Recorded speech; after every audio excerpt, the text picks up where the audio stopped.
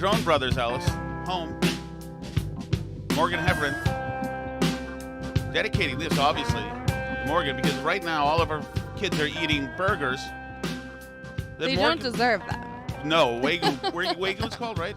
They're very high quality, way too high quality for kids. I can't believe we're doing this. They'll only get one good one. Okay, and then you'll go back to Market Basket. Those losers, for those losers. Me and Alice have been rocking and rolling ribeyes. Oh, it's so good. Oh. All right, Alice. FYI, we've had an incident. We've had an incident? What does that mean? I love this song. Peter's dancing even.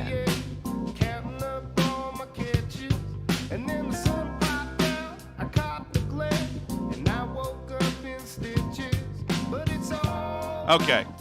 This is the news, Alice. Okay. It happened again.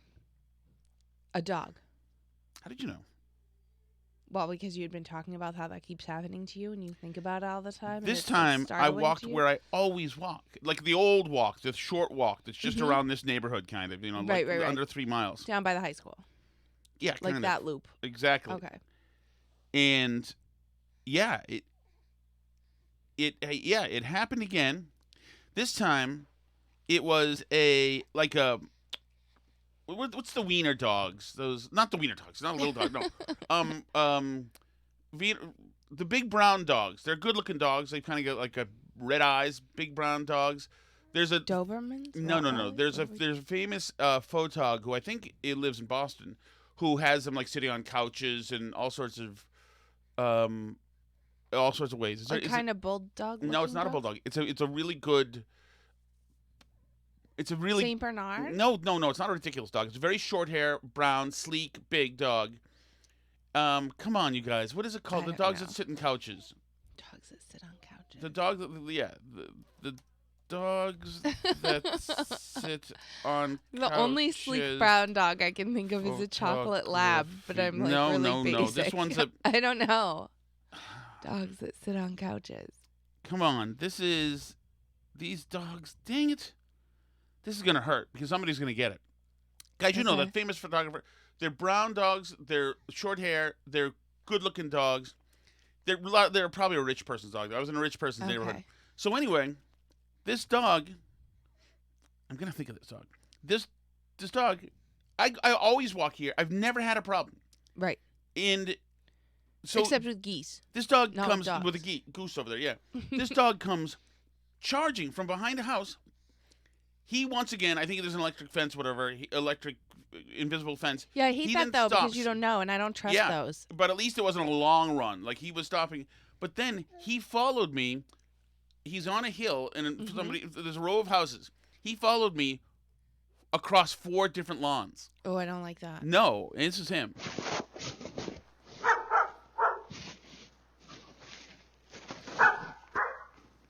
And he's following me. He's walking parallel to me. No.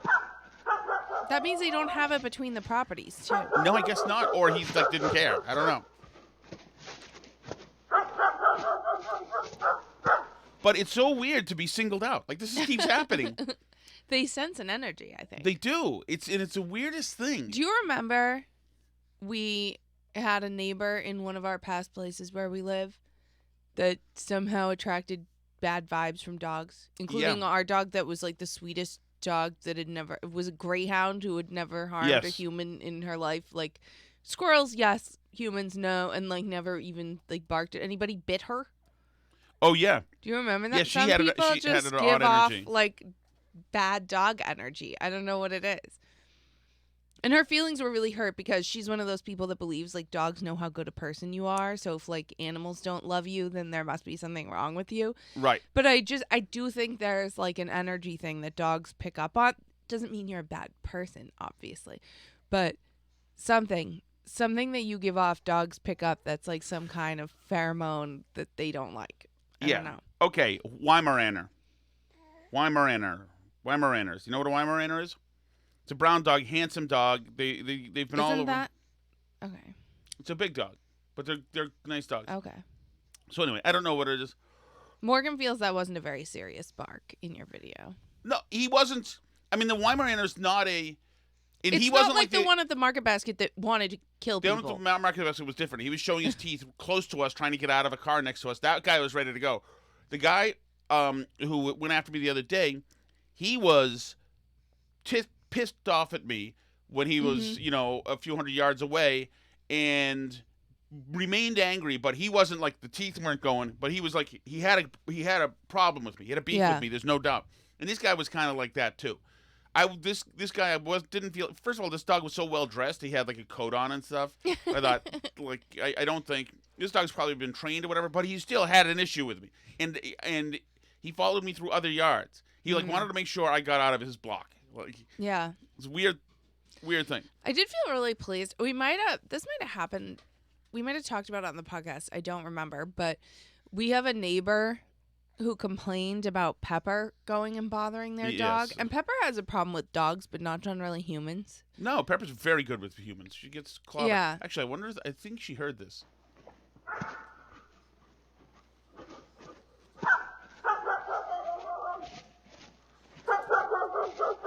Hey, Pepper, come here. Come here. She hears it.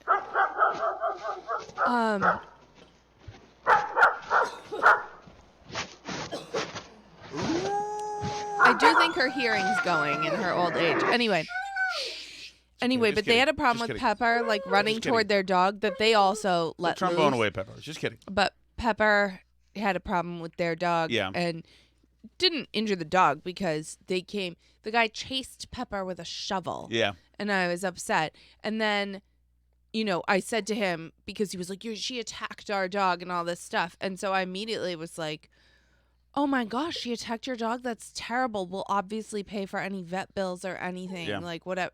And there were no vet bills forthcoming, which means Pepper didn't attack their dog. Alice, but then. But hold on. But what was forthcoming? What was forthcoming? Who do we have a chat with after that? Oh, the police. Of course. Yes, that the police showed up. Grown man, then after he already confronted Alice, then called the cops on us for good measure. Yeah, and Pepper had her license in order and everything, fortunately, so there was no further issue. Freaking town, man. But, yeah, no, I know. But then, those were the same people. Do you remember this? The guy that chased Pepper with a shovel and called the cops on us, their dog lunged at Anson when we were walking down the street on the sidewalk and terrified him. Was he on a leash? No. Was loose in their yard. Jesus. And they had a newer dog and it attacked Anson. I mean, attacked. It didn't bite him or anything. But, he screamed in the neighborhood in a way that was not, it scared the owner. And it was funny because, and it wasn't, he's still saved in my phone as Mike in the Blue House because I insisted he give me his number because he was so adamant that Pepper had mauled his dog. And I was like, oh my gosh, yes, you have to contact me right away. Let me know, if there's any vet bills or anything. And of course, nothing, because Pepper didn't maul anything. Anyway, long story short, yeah, it was not Mike in the Blue House, but it was Mike's wife in the Blue House who, it can't be the guy who's the listener. No, it's not. But, yeah, so their dog also lunged at our kid. And did we call the cops? Or their dog do also anything? used to no. relieve himself on our other neighbors, whatever. Anyway. Or lawn, yeah. Anyway, dogs the first don't bring out people, the best in people. Most. I don't understand, though. The first people, you obviously have an unruly dog, but the first people to, go to the police and chase your dog with a shovel and yell at you are, the same people who have dogs that run all over the place and are, totally people running are terrible. amok. People are terrible. I mean, we saw from COVID, just that people are terrible. Judgmental, self-important, and to call the cops after that? What about when the people saw our little guy in our front lawn? And followed him up to the house? Followed him up to the house. Yeah. We talked about that on this podcast. I've had more time to think about it. He out, and they all lectured us, and they wouldn't let us go. He was in our yard. Yes, he was in our yard. Our front yard. But he was 3 or whatever. And Which, granted, we live near a busy street, but sure. Yes. But he wasn't in the street, but it's fine. They all lectured us, and all, kept saying no, because it's really important, or else there's 3 of us who noticed. We wouldn't have done this if they were... And they left, and they also then called the police on us. Yeah. And I've thought about that in the years since, and you and I have talked about this. Next time, I'm calling the cops back on them. Well, I'm saying, yes, I need you to go visit them because I think it's really weird. I'm going to call the police right back and say I'm filing a police report against these weird and creepy adults who followed my child who was playing in our yard up to the door of our house and followed him and made him very uncomfortable. And I want them investigated, and I want their names and license plate numbers on the record. The problem, that here's they follow the problem children. about this, and those of you who don't have kids yet, believe me, 11 out of the 13 biggest regrets in my life are times that involved people ratting me out about my kids or lecturing me about my kids in malls or stores, whatever. Like when I walked 15 feet away from my daughter who was like at Home Goods, who was in the stroller, and to check something out, and a woman said, like, goes over and comforts her. "It's okay, sweetie. It's okay, sweetie." And I said, "Are you okay?" And she said, "I bet you her mother wouldn't leave her like that." And I said, "She's fine. She's fine." And then another woman said, "Kids get taken all the time." Because I had to go and bring one. I had 3 kids with me. I had to take one down the escalator at a time because they were all afraid to do it. Right. So the 2 others waited at the top. And so she waited at the bottom holding my 2 kids' hands just to lecture me and let her. I talked to Michael Graham about this, my friend, and he said that you should have called the cops immediately. You should always call the cops. Always. Yeah, get call them the on their cops right back hind on them. hind legs so that they're like, whoa, no, I'm not a pervert. I'm not doing this. So, guys, if you don't have kids yet, and you're thinking of, or you have young kids, get ready. Have an action plan for when somebody pulls this crap, because you got to make the world a better place. That lady with the escalators, I gave it to her. I mean, I certainly was going to have it. I was telling her to back off and no kids don't get. Nobody's going to this JCPenney to either buy new Calphalon frying pans or take a kid. I know. It's almost never strangers that take your kid. Almost never. Yes. Oh, that's why Amber Alert is like such a farce. Well, yeah, Amber Alert is almost always like non-custodial parents. Right. All right, should we get to this Matt Gaetz audio?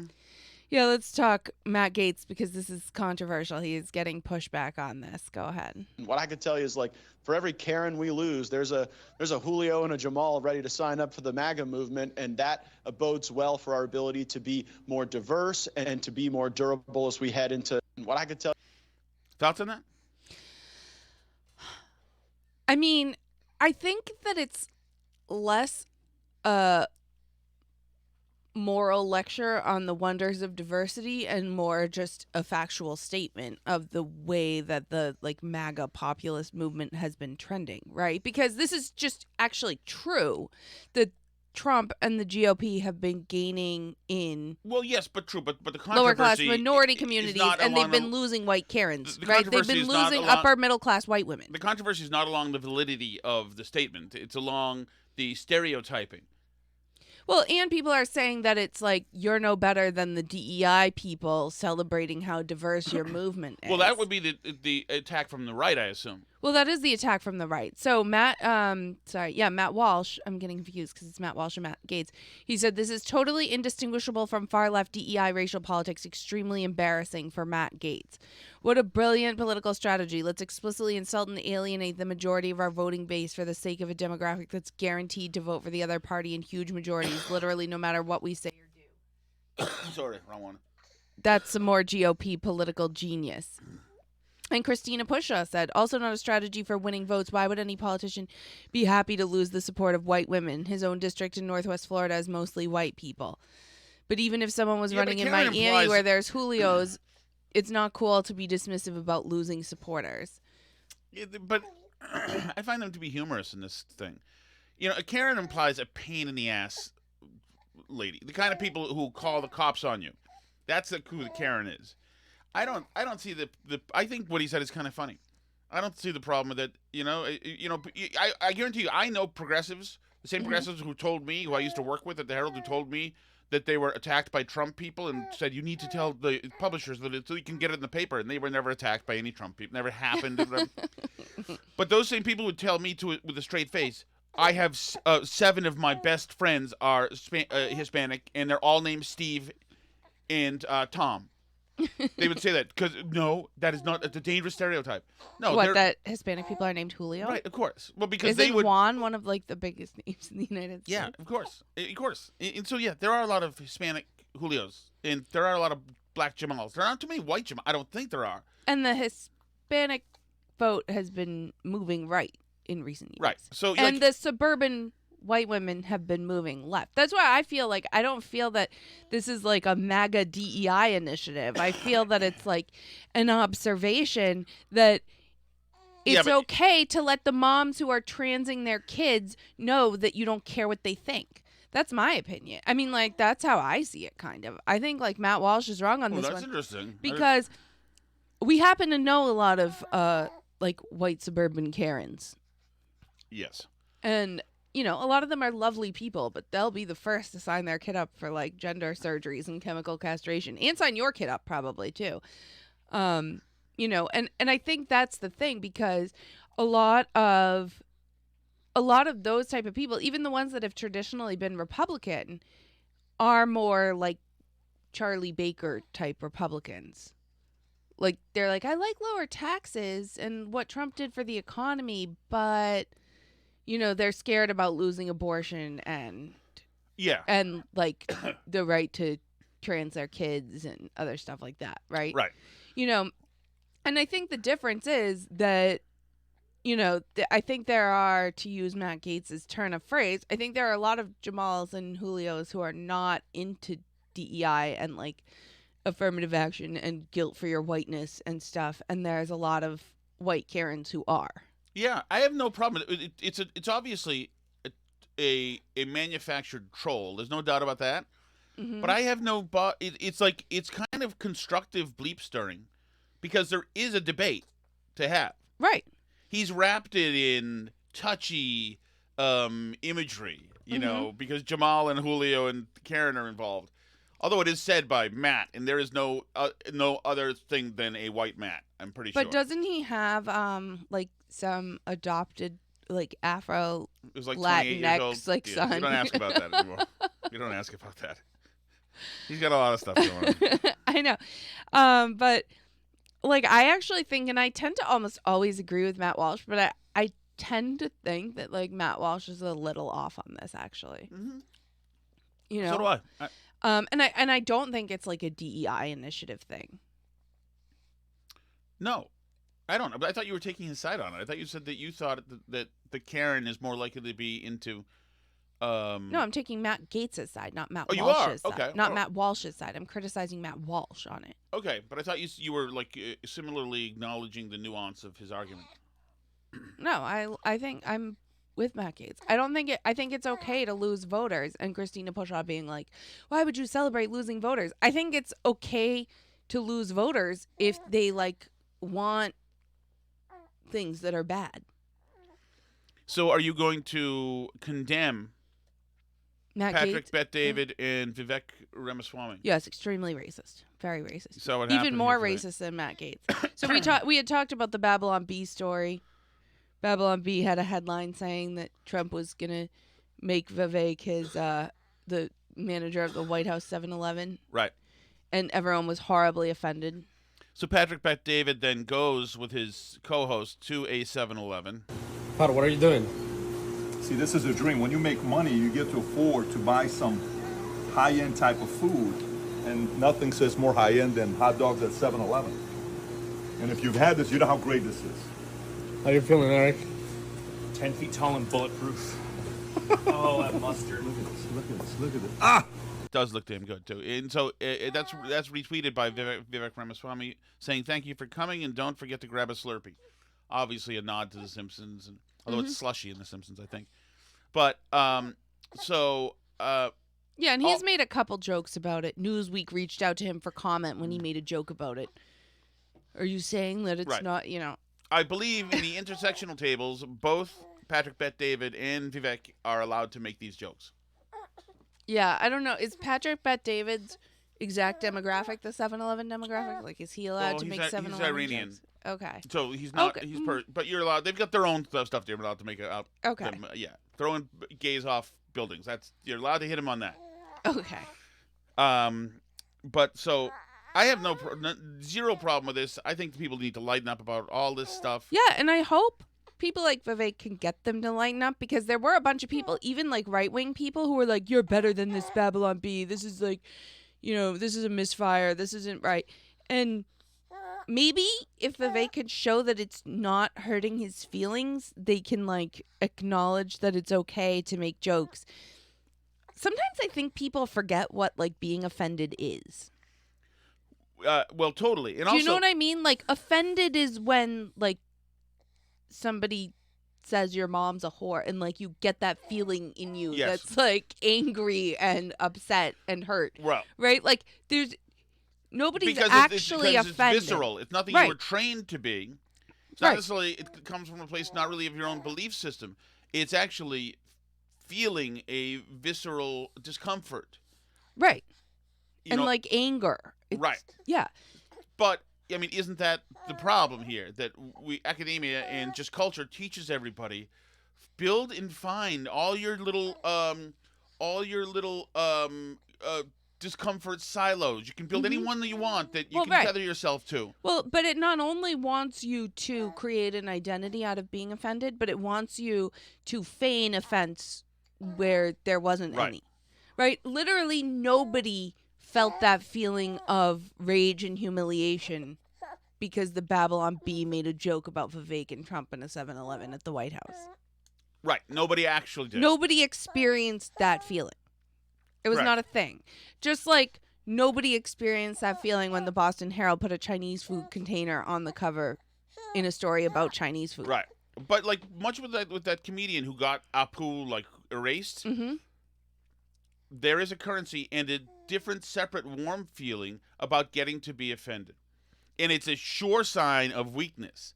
Like, Vivek Ramaswamy, you can call him 7-Eleven a guy all day. Yeah, he's not insecure. Care. He's got $1 billion. Yeah. He's got like 18,000 businesses going. He's one of the most articulate politicians we've ever had. Maybe the most. Talk about like rate of speed and quality of content mixed together. The guy is incredibly talented. You can call him that all day. Yeah.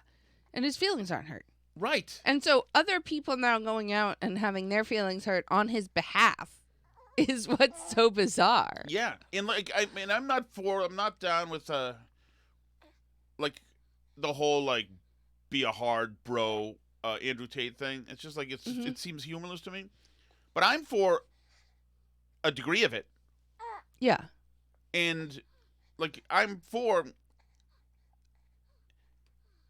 there comes a time where you need to tell people to suck it the F up. And this is the people who create these rules of who's allowed to say what about who and what, etc. These are not happy people. They're not. No. And they're angry about something, and so what they're doing instead of enjoying life is saying, okay, I want to find a reason to be a bully, and the best way for me to do that is to pretend that I'm standing up for somebody else who's helpless, more helpless than me, which would be anybody named Jamaal or Julio. They would feel, because deep down they feel that Jamaal and Julio are lesser than, because Jamaal and Julio don't like them, didn't grow up in a huge house like them, and go to Amherst College like them, and don't have all the Canada Goose Jacket like them. You know, if Jamaal and Julio, you know, they just don't know like how to be the things like me because they just don't have it. So I'm going to protect them because they need protecting from me. Whereas Jamaal and Julio probably don't need your protection and hate you, as a matter of fact. It reminds me, there's that great movie, 1, 2, 3. It's like one of my favorite movies. And it's like in Berlin, when it's like East and West Berlin and whatever, and it's like a Coca-Cola executive and his daughter tries to go out with this communist, and the girl, she gives the housekeeper her fur coat, and everybody comes on the housekeeper and she's wearing this like huge fur coat, and they're like, what are you doing? And she goes, well, whatever his name is, the like communist boyfriend says that nobody should have 2 fur coats until everybody has 1. And like she's given her the coat, and it's just like such an insane thing to do. But that's the way the left thinks, is they think that poor people should just act and be more like them. It's like the Paris Hilton "Stop Being Poor" shirt. Oh, is that a real thing? Yeah, Did Paris she wear Hilton that? wore a shirt that said "Stop Oh, Being that's great. Poor." But it's like the perfect That's like the encapsulation of like the left-wing understanding of the universe, right? Should we talk a little bit of New Hampshire and Nikki Haley? Ugh. Yeah, I know guess you're so. bored by it, Go but ahead. anyway, Steve Kornacki tweeted out today there's a new Suffolk, NBC, Boston Globe poll of New Hampshire. Trump at 50, Haley at 36, DeSantis at 6. Ooh, what happened to that 3 points? Yeah, I mean that has not been replicated. I mean, and you expect in polls for there to be outliers because you're taking like 200 people, right? And the Right. idea is not that there's not uncertainty in there. The idea is that if you have an actually random sample, then you know how uncertain you are, right? Because you know that if you pick any random 200 people in New Hampshire 1,000 times, that like 95% of those samples will be within a couple points of the actual results. So Right. if you do 20 polls, you expect at least one of them to be outside the margin of error because you've collected these random samples. So anyway, I think that poll that had them very close was an outlier. I think Trump is going to hit 50 in New Hampshire also, in my opinion. Yeah. I think New Hampshire likes Trump a lot. I think he picked up some of those Christie voters. Go ahead. I mean, I think, I don't know if you agree with this, but I don't think, even though Christie was very never Trump, I don't know that his voters were all very never Trump. No, I think that they saw him as Romney with an attitude. Yeah, I mean, I think the New Hampshire voters are moderates, but I think they like bombastic guy who tells it like it is politics. And I think Trump and Christie are that to a lot of people. Yes. Right? So I think if that's your primary issue is like, I want a big loud guy on stage truth telling to these idiots in the media, if that's your issue, then, you know, Christie might be your first choice and you might go to Trump. I think he got some of those votes despite the fact that the media thinks that, and they did this in 2016 too. They just like added up all the non-Trump candidates and they were like, see, 52% of the voters want somebody other than Trump. And then people dropped out and Trump got more votes. Right. And it was like they couldn't comprehend that like some of the people voting for other people had Trump as a second choice.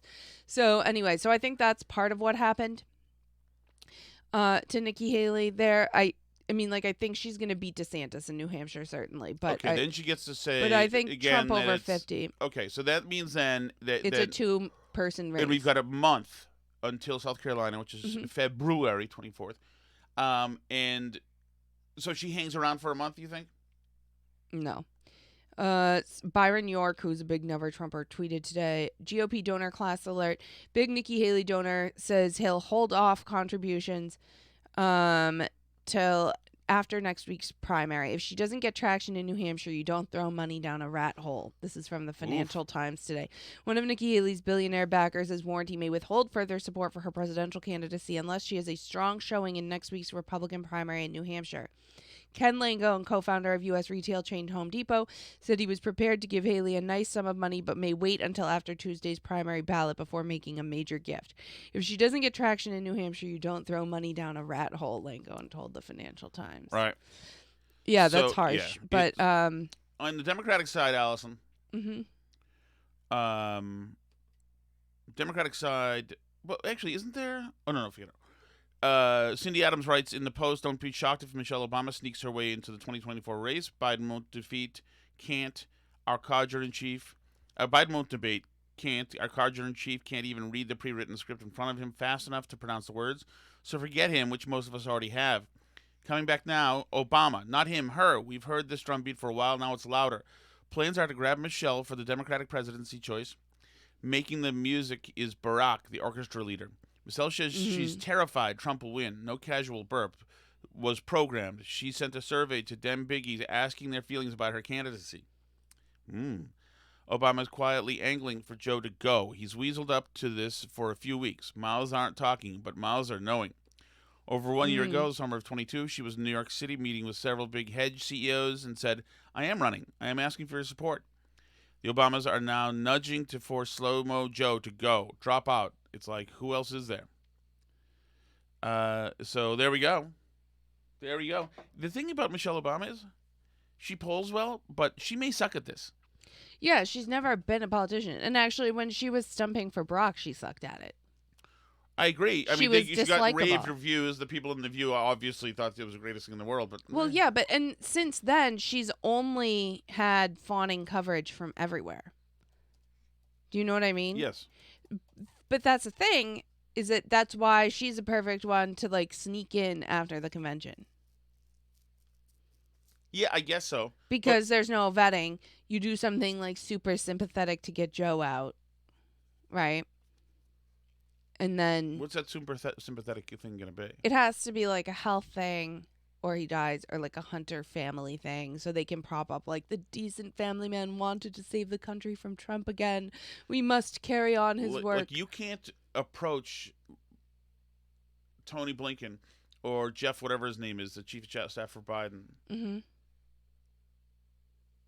and not get this pitch right, because then they make it public, and then Biden can't go anywhere. Right. I mean, yeah, you almost have to. I feel like they have to force Biden out somehow, but make it sound sympathetic. Well, Garland can do that with Hunter. Yeah. So Well, Biden could do that with Hunter too, probably. yeah, but I mean, yeah, because he's convinced himself he's saving democracy, right? That's the thing he says. I mean, but that's like when people leak stuff about him, they'll say things like, oh, like he believes he has to run again, even though he's super old, because he's the only person who's beat Trump before. And it's like so important to our democracy that he do it again and all this stuff. Or you could also say that in order to implement all of the initiatives that are sown within Build Back Better agenda in the Inflationary Reduction Act, etc., he would need confident 8 years of Democratic rule in the White House. And so, since he's out in 4 years, then he needs somebody who could be there for 8 years. Meanwhile, you give Kamala the University of California presidency, the UCLA, UC Berkeley, all that stuff. Mm-hmm. That's a big job in California. I think you get a jet and everything. Yeah. And then the last thing I wanted to mention before we do the hotline is just this incredible media story. Did you see this? I sent us this today. This is from Axios. Supporters of former President Donald Trump cite his economic record as a reason to vote for him. But that's a bit puzzling. Why it matters. Trump's economic record is only good if you leave off what happened from March of 2020 to the end of his administration. Anything happened? No, I don't know. Zoom in. When the pandemic hit, the jobless rate was soared to a record 14.8%, a level not seen since the Great Depression. The rate did come down a bit after that, but when Trump left office, there were fewer jobs in the country than when he got there. The first time that's happened since Herbert Hoover was president, honey. There were long lines at food pantries. Gas prices fell a lot to $1.77 a gallon, something both the former president and his supporters note. But that was because the country was on lockdown and demand for gas plummeted. Trump supporters may just be giving him a pass on the pandemic economy.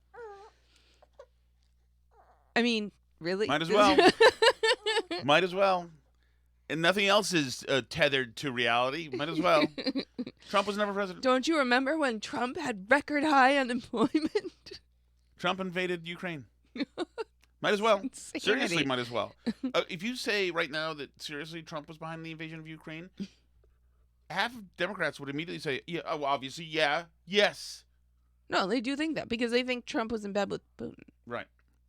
I just want to take a couple of seconds out to talk about my man, Javier Milei, who went to the World Economic Forum and put on a clinic on capitalism, libertarianism, and ambition for power undermine libertarianism, opening doors to socialism and potentially condemning us to poverty, misery, and stagnation. Translated by AI, by the way. Because it should never be observed that socialism is always and everywhere impoverishing, failed in all countries where attempted.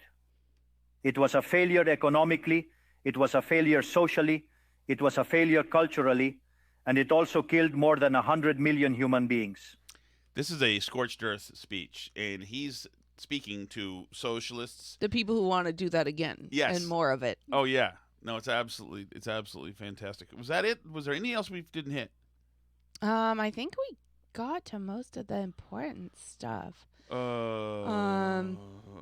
a Bill Malugin, your boyfriend, reporting an illegal immigrant from Haiti charged with raping a developmentally disabled person in Boston was released from jail into the community after the sanctuary jurisdiction in Dorchester refused to honor ICE's detainer request. Great. Imagine that. Of course, that's great. ICE in Boston just found and rearrested him, and they call the local decision to release him without notice disturbing. Yep, let the rapists go. Let them go. Jesus, goodness sakes. All right, Alice, what is the hot sauce? That is the Chelsea Fire Wicked Hot Sauce. They bring us the Chelsea Fire Wicked Hotline, or you can leave a chat message for the show. I don't want to sign off for the week, Alice. I'm having fun this week. Know what I mean, Jelly Bean? Mm-hmm. You'll leave your show in Connecticut for 3 hours tomorrow. That's right. That's right. You ready? I'm ready. Hi, Steve from Merrimack. Hey, Steve. Regarding the transgender actress, Yes. Mhm. Sarah Ramirez, Yeah. Yeah. being Non-binary. fired from the Sex and the City reboot Yes. for being an annoying character. I think she's got a pretty good case for a for a discrimination lawsuit. Because if being annoying was a reason for getting fired from that show, the entire cast would be shit-canned immediately, Yes. as would the writers and directors. It's the most annoying television program in history. Well, Nobody even the chicks that like watches Sex it. in the City found Its her ratings annoying, are I lower guess. than whale shit. But somehow it carries on. Anyway, thank you. I agree with you, man. It was never funny. The fact that women loved it so much just showed that women aren't ready for prime time when it comes to understanding comedy and what's funny, etc. And it's really, I mean, it's such a pat on the head. Just give them shoes, lots of casual sex, tears, sitting in the corner in the kitchen Cosmopolitans. with a huge spoon, eating a thing of ice cream after just another relationship didn't work out. We'll do fancy scenes at the Met. God, you guys are gross. Your gender sucks. I hate you. I saw you posted that clip today about how you're done with women. Yeah. I am, and I'm going to start a bigger movement. I'm going to be the Gloria Steinem for an anti-women movement. And I'm bringing ISIS with me and Boko Haram or Procol Haram or Boko Haram. Yeah. And every radical jihadist regime, and we're going to have a cooperative. And Morgan probably too. Yes. Morgan's coming with me too. He's my ambassador. Hold on, Steve. Hold on, Dr. Cheswick. Did we finish Steve's message? Actually, that was not me on the chump line. That was not you. I do leave chump line messages sometimes for Howie, but they never seem to get on. They've got some regular callers who are really good. Yeah. And I usually forget to call in there, but I always remember to talk to you guys. Thank you. One thing I wanted to mention was, in that news story about them closing the Walgreens in Nubian Square. Mm-hmm. Yes. Greedy corporations don't close stores; they open more. Yeah. Right. I don't understand how it's greedy to close a store. Great point. And I know what Alice was getting at. That when you just turn a blind eye to crime, it continues to happen. Mm-hmm. So that's all I had to That's a say. great point. I'm wishing you both the best of a Thursday evening. Thank you, Dr. Thanks, Cheswick. Dr. Good night. Cheswick. I will be stealing that. Greedy companies don't close doors, they open them. I'll be stealing that tomorrow for WTIC. Without attribution, Alice. Hi, Hey, Steve Steve. from Merrimack. Hey, Steve. Just a comment on the woman at the World Economic Forum Yes. who was blowing in people's faces. Yes. Tom, that was one of the best segments I've heard in a long time because I only generally just listen to the show, Yeah. but it sounded on audio like she was sneezing in all of their faces, which is fantastic. But it also was so frequent. It sounded like Mrs. Steve from Merrimack in my home when the air filters are more than 2 months old. Yes. I You know understand. what I mean? Alice does. No, Steve. Alice does the same thing.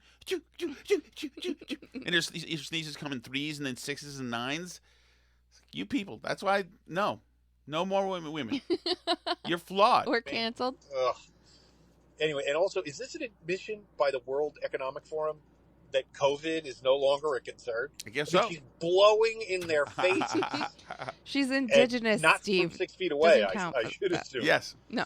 Anyway, thank you for sharing that. That made my day. We got a couple comments because you gave a really detailed play-by-play on that video of what was happening. So a few people mentioned your description. Yeah. Thank you so much for listening, guys, and for really a good week, I thought. And if you want to join us for like live, what's that? Oh, that's your dog. Yeah. If you want to join us for the show live and chat with us live, you can do that at patreon.com/burnbarrel. You also get some extra content each week. Oh, and I forgot to mention this. There's also an ad-free RSS feed, so you can listen without ads in a podcast app, etc. Always free other podcast places.